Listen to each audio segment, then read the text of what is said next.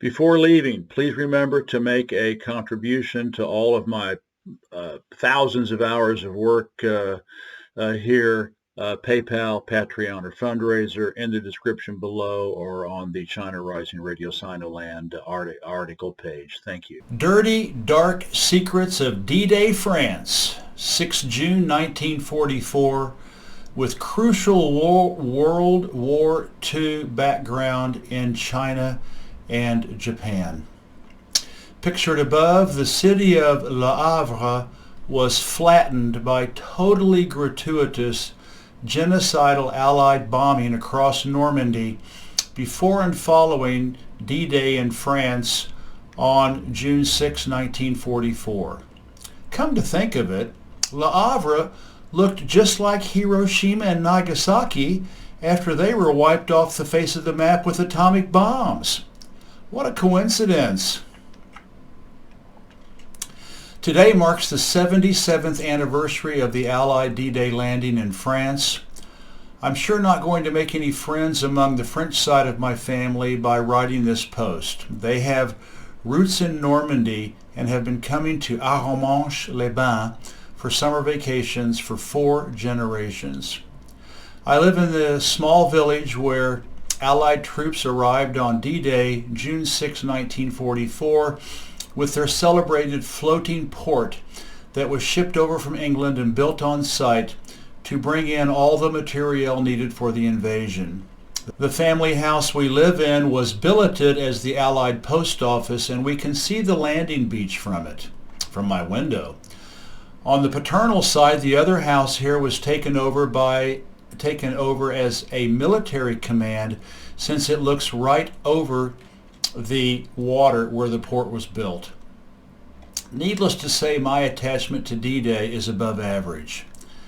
The landing was a daring, brilliant operation, getting high marks as a feat of engineering, while thousands of U.S., British, and Canadian soldiers died during and after the invasion.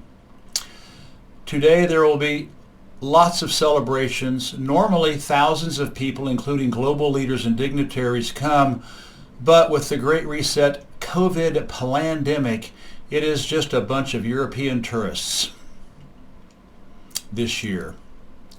So far, so good. Be that as it may, Russian President Vladimir Putin has been snubbed for years, as has Chinese President Xi Jinping. Russia always invites Western leaders to attend Victory Day in Moscow every May 9th. Since 2015, V-Day in China is honored on September 3rd, and all Western leaders are invited. Nevertheless, Euro-Anglo-land leaders continue to refuse to participate in these events, which is a sad statement indeed about the arrogance and racism of empire. To do so would be to admit the truth. Allied forces did not liberate Europe and Asia from global fascism. The Soviet Union, in parentheses, Russia, and China did.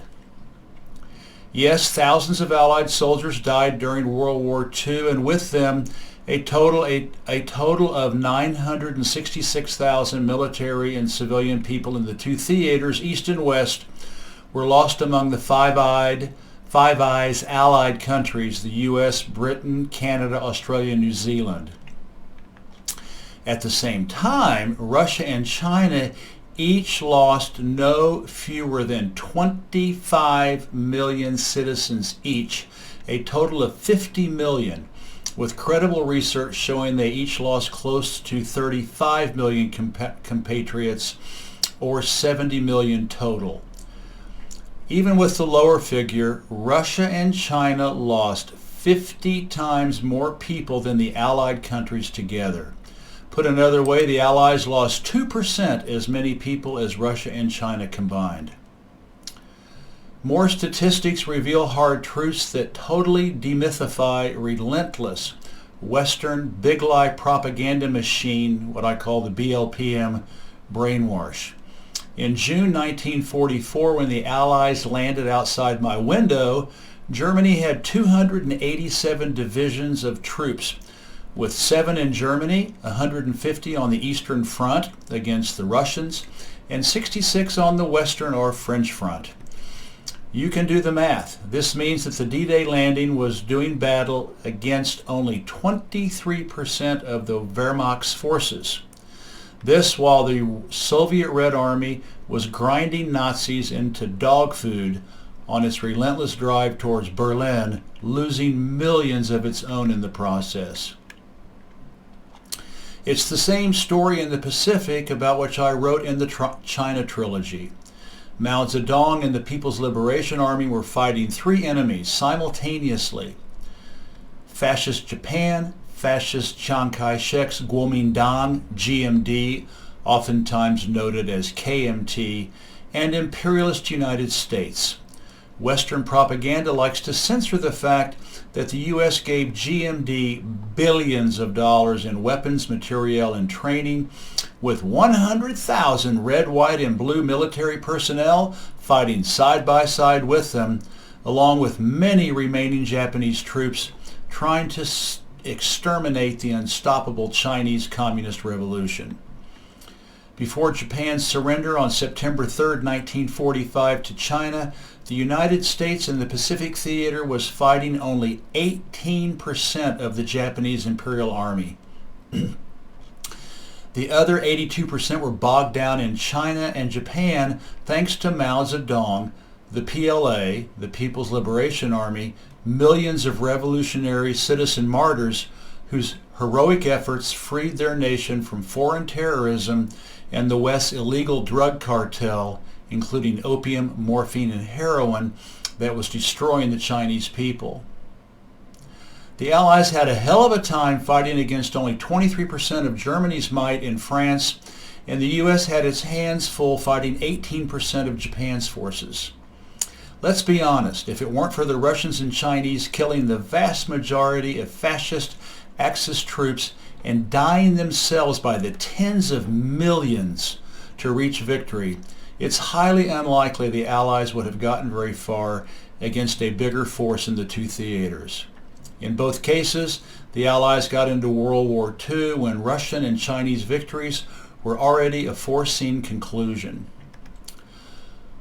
What we can say is that the Allies prevented the Soviets from invading Japan, which they were preparing to do, and they stopped the Red Army in Germany instead of them being able to finish off the Nazi Wehrmacht in France. The Allies can take credit for reducing Stalin's negotiating chips by 5 countries: France, Belgium, Holland, Luxembourg, and Liechtenstein, but that's about it.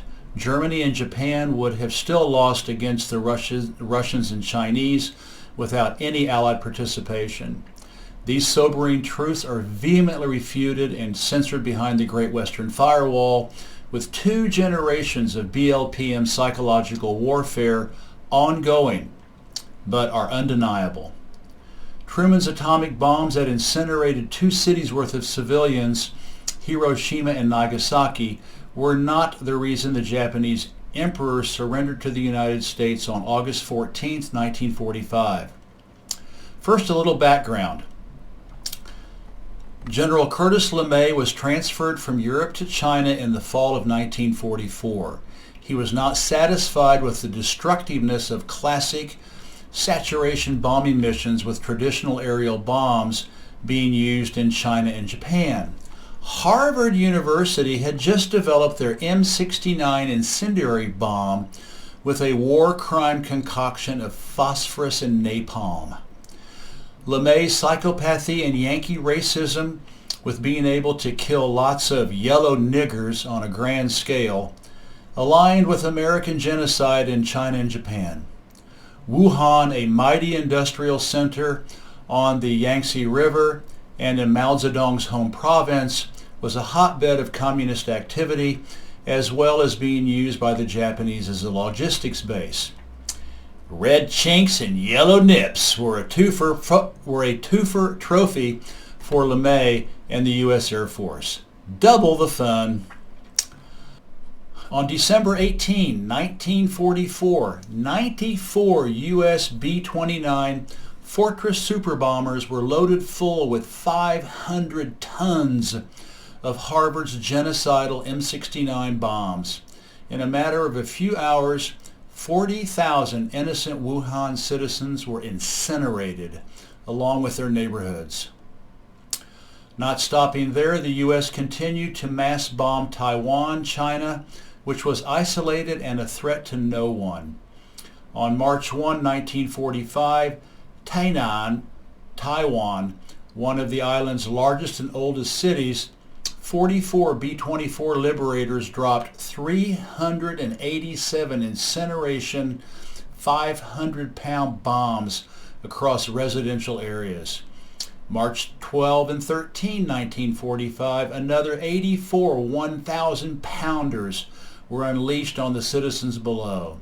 On March 20th, 1945, 34 B-24s finished off the civilian city of Tainan with 260-pound fragmentation bombs, 100-pound napalm bombs, and 100-pound incineration bombs, burning untold thousands of innocents.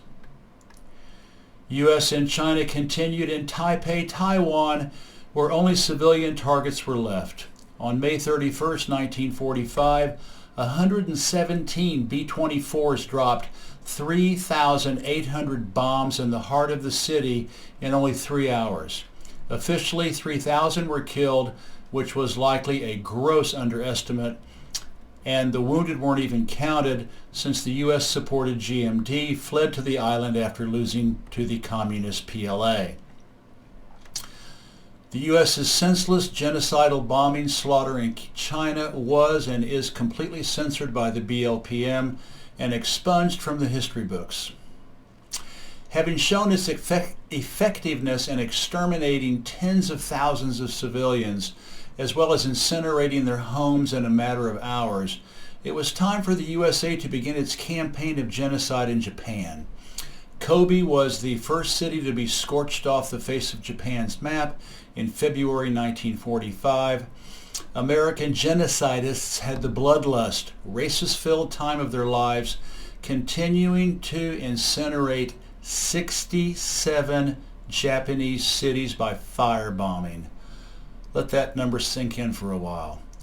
Millions of women, children, and elderly were torched to death, while causing many more millions to be homeless and dying of starvation. With Japan becoming a weak U.S. post-war vassal, these numbers are heavily officially underestimated. And of course, as I wrote in the China trilogy, Japanese cities back in the 1940s were made of paper and wood, so it was really easy to completely incinerate an entire city in just a matter of hours. Still, the emperor did not call it quits. This while the United States repeatedly refused Japan's requests to negotiate a surrender.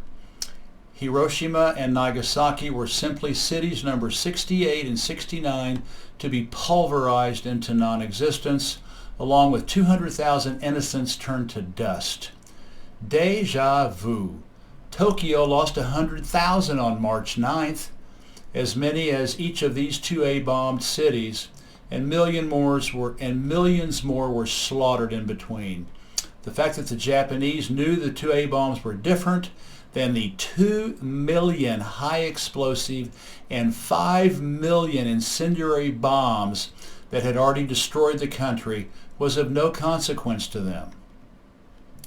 Losing 2 more cities on top of the 67 already disappeared was not why he surrendered. What caused the emperor to capitulate was that the Soviet Red Army had just wiped out Japan's best army, the one in Manchuria in northern China. The Russians annihilated 80,000 of Japan's finest in just 10 days and was heading for the Yellow Sea coast to launch an invasion of Japan. The thought of 100,000 red troops, he was anti-communist and racist against the, quote, Slavic horde, end of quote, swarming over what was left of Japan was why the emperor surrendered, not because the U.S. torched 2 more cities to the ground on top of the previous 67. This is another statement of fact that is denied by the West's big lie propaganda machine. Nor are these some pro-commie ravings. The Uber establishment Foreign Policy magazine admitted the same thing. Back here in France, there is another dirty, dark secret about D-Day, and that is the Allies gratuitously massacred tens of thousands of French citizens in Normandy leading up to and after June 6, 1944. The United States and Britain committed war crimes by needlessly bombing many cities in Normandy and beyond in France when they knew they were not killing German troops nor destroying their materiel. These genocidal D-Day bombings caused the unnecessary death of 50,000 French citizens, war crimes all. American soldiers also found the time to rape 3,620 French girls and women before and after the invasion.